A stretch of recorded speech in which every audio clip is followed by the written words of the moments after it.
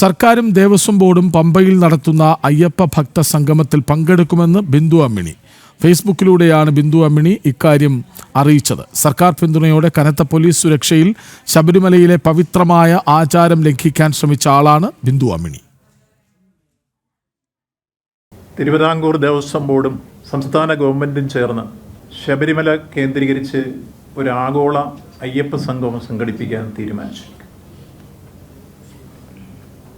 പ്രധാനമായും സെപ്റ്റംബർ മാസം 3-ാം വാരത്തിലാണ് അത് സംഘടിപ്പിക്കുക. പവിത്രമായ പമ്പയിൽ സർക്കാരും ദേവസ്വം ബോർഡും ചേർന്ന് നടത്തുന്ന അയ്യപ്പ ഭക്ത സംഗമത്തിൽ 3000 പേർ പങ്കെടുക്കുമെന്നാണ് ദേവസ്വം മന്ത്രി VN വാസവൻ കഴിഞ്ഞ ദിവസം പ്രഖ്യാപിച്ചത്.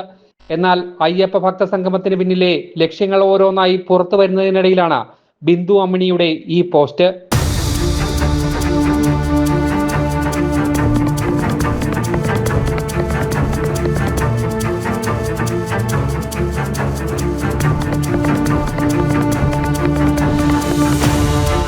അയ്യപ്പ ഭക്തയായി താനും ഈ സംഗമത്തിൽ പങ്കെടുക്കുമെന്ന് ബിന്ദു അമ്മിണി വ്യക്തമാക്കിയിരിക്കുകയാണ്.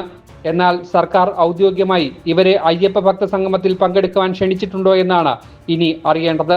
ഭരണത്തിന്റെ തണലിൽ രാത്രിയുടെ മറവിൽ പോലീസ് വലയത്തിലാണ് ശബരിമലയിൽ ആചാര ലംഘനം നടത്താൻ ബിന്ദു അമ്മിണിയും കൂട്ടരും ശ്രമിച്ചത്. ജനം, കൊച്ചി.